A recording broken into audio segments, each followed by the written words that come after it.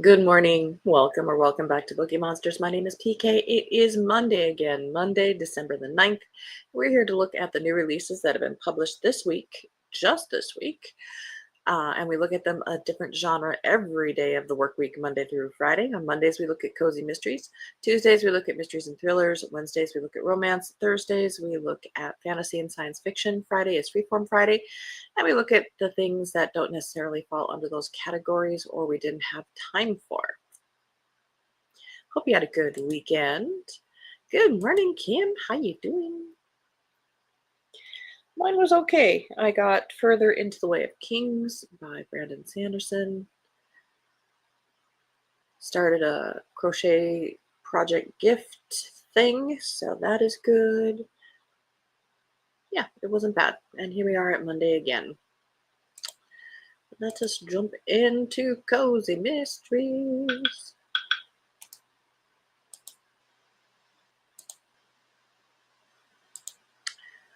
First up, Tidings of Trouble by Kathleen Suzette, second in A Christmas Shop Mysteries. All Charlotte Crandall wanted was to relive a treasured memory from her childhood in Christmas Village, but her holiday visit turned into a job at the Christmas shop, and she found herself wrapped up in more than garland and gifts. She made wonderful new friends, including Lila, owner of the beloved Kris Kringle coffee shop. With hot cocoa to die for, Lila's shop has become a must-stop for locals and tourists alike.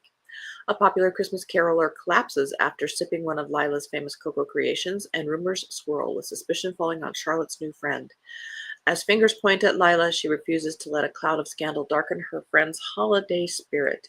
With her hands full of clues, suspects, and a few too many holiday distractions, Charlotte will have to use every bit of holiday cheer and wit she possesses to clear Lila's name and uncover the real culprit before the Christmas magic is lost for good.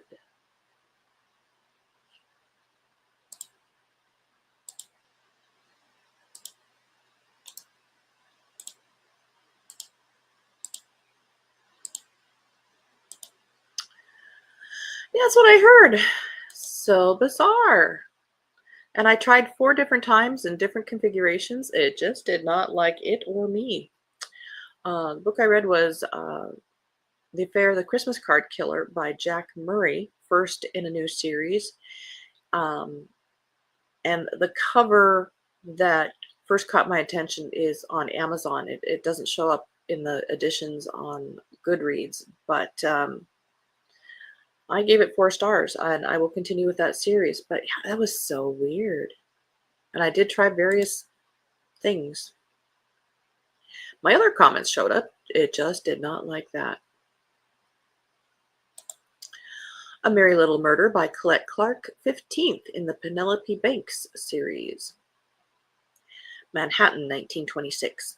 Just a week until Christmas, a very pregnant Penelope Prescott, née Banks, finds herself confined to bed, awaiting the arrival of the newest addition to the family. With her private investigation business on hold, she's left with little to do but read the newspaper and watch the comings and goings in the new apartment building across the street. Or so she thought. When a familiar, jolly-faced older man moves into the penthouse across the street and throws a family holiday party, Pen expects nothing more than festive cheer. But when the host vanishes, her sharp mind can't help but suspect foul play. With the help of a few trusted friends and her police detective husband, Penelope must solve the mystery before the arrival of Christmas and her little one.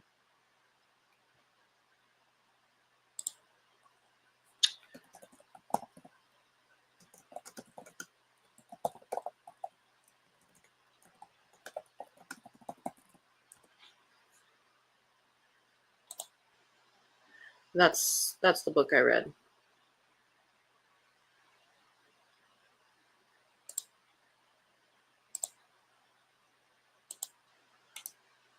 All right. The Sandy Shaw Mysteries, book number 12. Roland Garrett is Missing by R.T. Green. Good morning, Mary. Happy Monday. And thank you. Kim says that is weird. It was just totally bizarre. 4 times.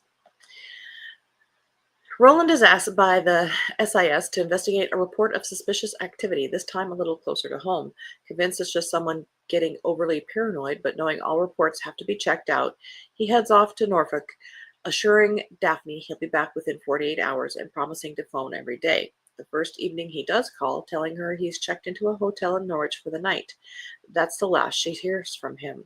After 2 days of silence, Daphne can take it no more. She and Sandy head off to the tranquil beauty of rural Norfolk, hoping to pick up Roland's trail. It's not long before it becomes clear things are far from tranquil. In the last part of country anyone would expect to encounter trouble of global consequence, they find themselves embroiled in deeds so dark that mortal danger lurks around every bend in the river. I do like that cover for some reason.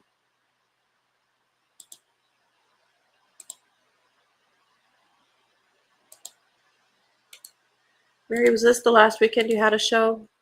Am I remembering that right? Or was that, did I miss it? Ah! Yeah.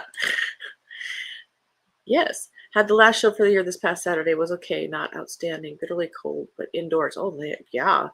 Now to reorganize everything and pack away for a little while and rest. Indeed. Good morning, Mary, she says. Well, I'm sorry it wasn't that great, but darn it. But you're getting your name out there. Notebook Mysteries, The 12 Days of Murder by Kimberly Mullins. Not a whole lot of description here. This is a novella. Christmas is only 7 days away. The family has settled in for a quiet holiday. A special gift is on order for Henrietta, and other shopping is ongoing. What else is there to do but to enjoy the season? A night out changes that. It becomes a murderous countdown to Christmas. And even though it's a novella, it's 160 pages, which is more than some people call books in Cozy Land. End of row one.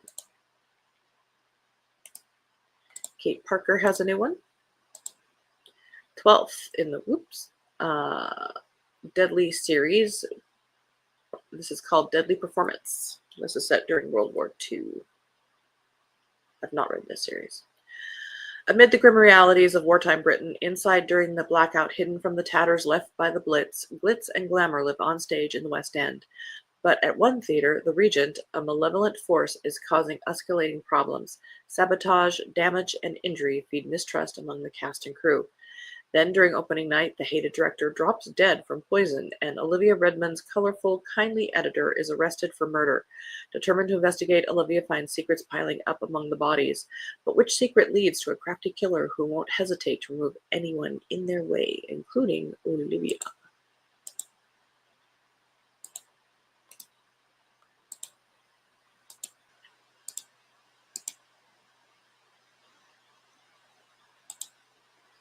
Kim says, I've got to finish letters from Father Christmas before Libby snatches it back today. Apparently there's a lot of people in line for that one. That seems to be the book of the season. Hi, Emily. 160 pages is a novella. If Sanderson had a novella, absolutely. But a lot of these cozy mysteries are being published as books, and they are even less than 160 pages. And Emily, I'm on page... Hang on.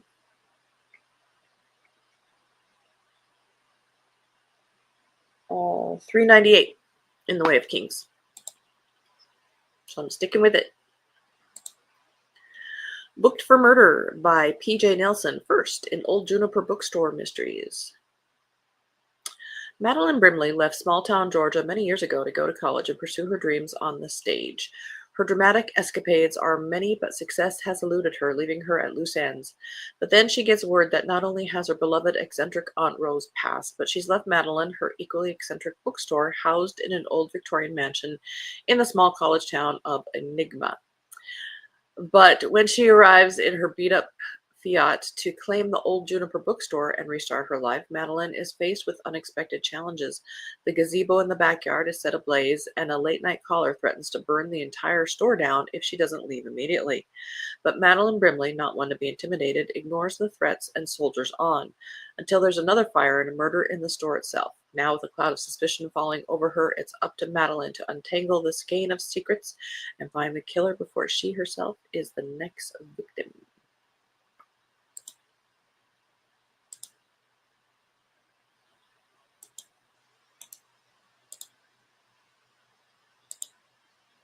Pretty Dead Things by Lillian West.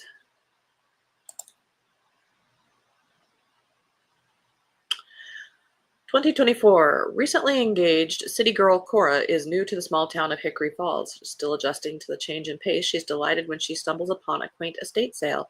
Drawn in by the knickknack, she buys a jar of colorful baubles and is surprised to find 2 rings at the bottom of the jar. When she innocently sets out to find the original owner of the rings, she instead stumbles upon a decades-old mystery.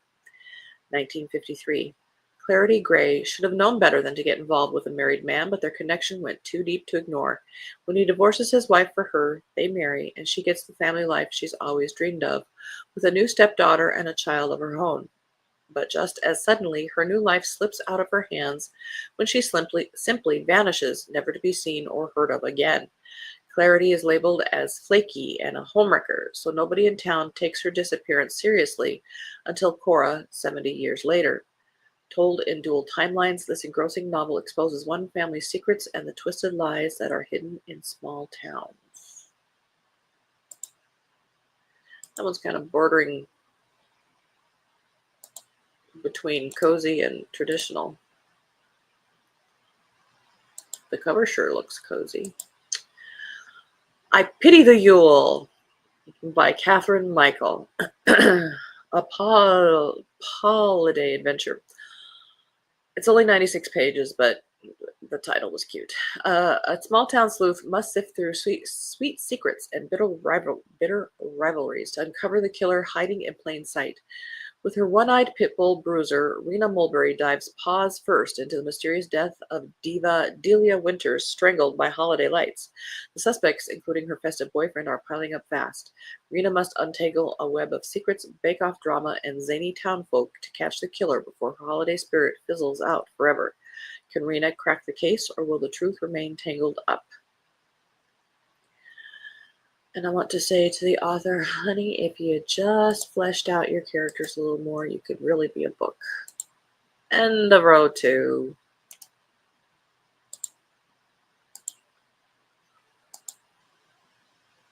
A Potion of Interest by Ruby Rivers.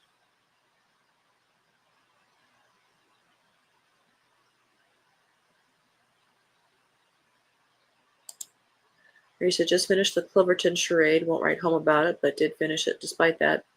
Okay. Only 3 stars. 3 stars, not a bad read. Good for you. Marie says, hi, Emily. He says, nice. I had to laugh when Sarah in her recent vlog said it was December 3rd and she hadn't finished a book yet. I haven't finished a book yet on 12/9. That was me last month when my slump was at its height. It had been building and building, and then November, yeah. I hate slumps. Emily, hi everyone. Emily, and to be fair, I was out of town this weekend, so no reading done Friday through Sunday, really. That's okay. Real life is okay. Mary just started Gathering Mist by Margaret Mizushima. It's a Timber Creek canine mystery. Oh, neat. Those are good too. I don't think I've read them, but I am familiar, I believe. Potion of Interest, an alternative Hex Falls witch cozy mystery. Violet Vance believes she's found her happily ever after with the dashing Sotheby Darlington back in past until a chilling murder shatters the illusion. There's some words missing. Beloved potion shop owner Elizabeth Donaldson is found dead, and all evidence points to Violet as the prime suspect. To save herself, Violet must go back on her promise to Sotheby and return to her sleuthing ways, alongside the new and inexperienced Inspector William Chatsworth, and a little help from her fine fox familiar, Reggie, all while keeping her magical secrets hidden in a time when witchcraft whispers can lead to a fiery fate. Armed with her wits and a little magic, Violet dives in, navigating a world filled with peril and suspicion where every new clue could bring her closer to the truth or seal her doom.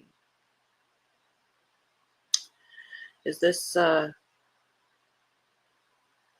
sounds like it's set in a historical time.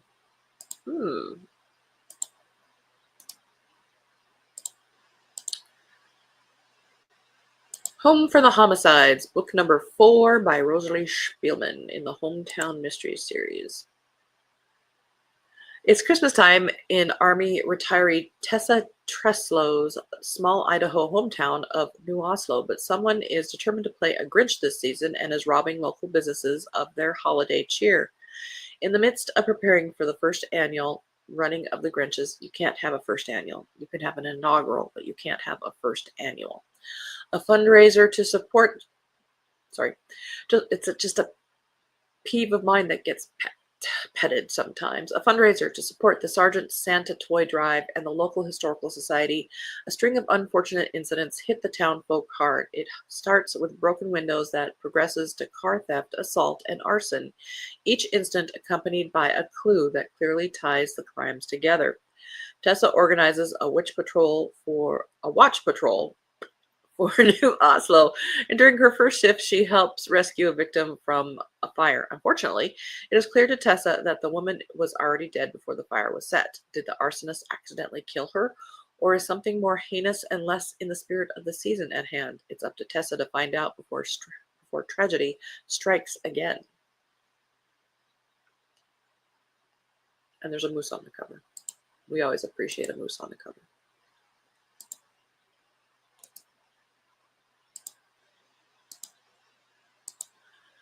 Cauldron and Characters by L. Adams.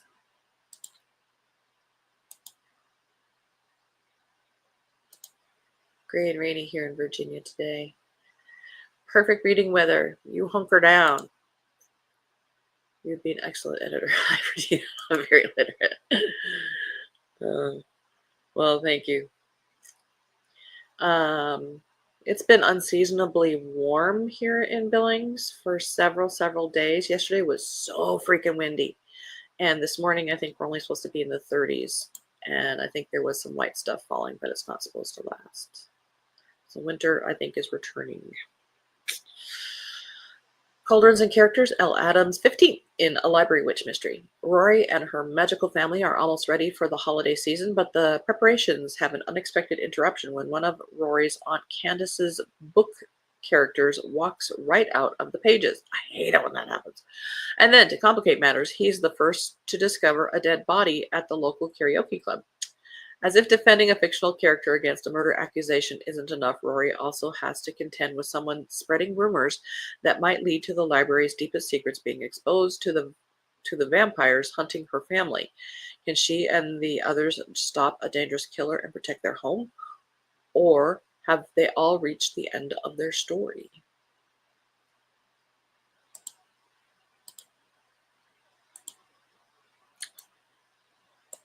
Shelfie Sabotage by S.E. Babin, 8th in A Shelf-Indulgent Cozy Mysteries.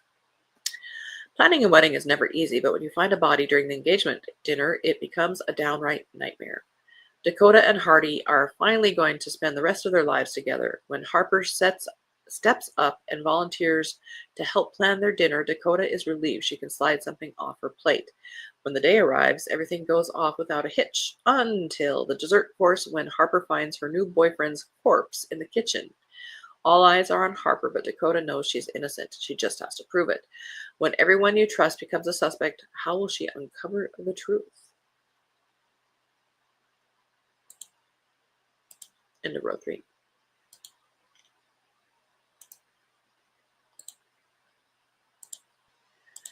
Death at an Irish Wedding by Ellie Brannigan, 2nd in series. Rain McGrath's efforts to save the rundown family castle she inherited were an epic failure after she accidentally set fire to the tower and tanked the budget. Is the castle haunted, or is she just unlucky, or just not able to handle a budget? Meanwhile, her cousin, Ciara Smith, is anxiously booking their joint calendar with special events in the hopes of bringing the property around before they lose everything. When a bridal wear client from LA asks Rain for help as her guest list spirals out of control, Rain nabs the answer to her prayers. McGrath Castle is the perfect destination for the exclusive and intimate wedding party of heiress Tori Montgomery and her fiancé, heartthrob actor Jake Anderson. But this white veil occasion turns into a nightmare when Tori's friend's assistant, Tiffany Quick, is found dead. It's feared Tiffany jumped from the tower, but that theory is quickly put in doubt as secrets within the wedding party come to light. And as the villagers protest this new wedding venue venture, Rain begins to wonder if she'll succeed in her endeavor or lose it all.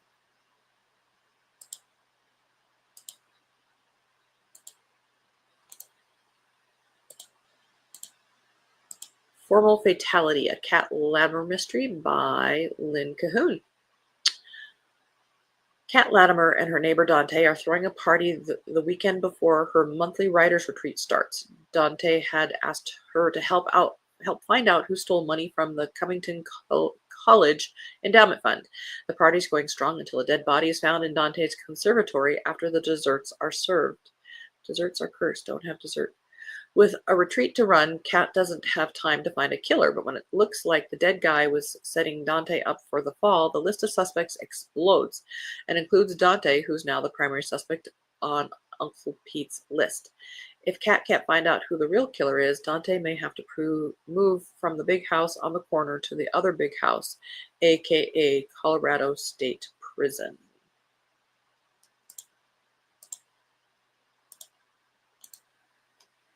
We'll get one more in real quick. Lighthouse Threads, a Virginia Davies quilt mystery by David Chambrone. Virginia Davies Clark and her friend Natalie North are heading for a relaxing quilt retreat in upstate New York, or so they thought. The retreat is being held in a rustic inn built before the Revolutionary War, set in the forests and hills above the deep waters of Lake Ontario. Next door to the inn, on the edge of a Seneca Indian reservation, stands an old dilapidated stone lighthouse where a treasure of gold coins was stolen in the 1920s. When Virginia reads the history of the inn and the lighthouse, she decides to look for the treasure. But she's not the only one looking for it, and at least one of the hunters for the treasure is willing to kill for it. When local historian and amateur archaeologist James St. Clair turns up dead, Virginia and Natalie must take over the murder investigation. Must you? And sift through clues and artifacts, including a Seneca ceremonial tomahawk found at the crime scene and a quilt with lighthouses on it that supposedly contains a map of the gold coin's location. Because thieves have the time to make a quilt with clues. Finding the murderer and the missing treasure becomes challenging as other treasure hunters continue interfering. Will Virginia determine if she's up against one gang or multiple gangs before she and Natalie are added to the growing list of corpses tied to the case? Virginia entangles the reader in a rapid-fire adventure, blah, blah, blah. Well, that is all we have time for. We'll either sprinkle these in throughout the week, the rest of them, or look at them on Friday, whatever we have time for. Zipping right along. Indeed. The coffee's working. Kim's staying in bed today. Hopefully hip follow up tomorrow. Oh, staying in bed would be awesome. Enjoy it. Good luck, Kim. Indeed. Thanks, Mary. Eyes are doing wonderful. Oh, that's just so good news. Indeed. You betcha. All righty. So, I don't have any sprints tonight. I do have a great day, y'all. Going to read before online devotion. That sounds like a very good plan. I don't have any sprints tonight. I believe it's on Storms tonight. Okay, thank you, Kim. It is on Storms tonight. But I do have my Advent calendar read aloud bedtime story tonight at 7 my time, 9 p.m. Eastern. It is chapter 9. It is our Advent calendar, so December 9th, chapter 9. We are reading A Cozy Mystery Christmas at Glitter Peak Lodge. It's a work in translation from Norwegian. again, Cozy Mystery set up as an advent calendar. It's on my spin-off channel, Tales for Bookeemonsters, if you want to check that out. Tomorrow we'll be looking at mysteries and thrillers. And tomorrow night will be our sprints. I do them every Tuesday and Thursday evening and Saturday afternoon. Got it all out. Have a very good Monday. You guys stay cozy, please, because you're in my heart. As the banner says here, don't be a bookworm, be a bookie monster. Om nom nom. Have a good day and God bless.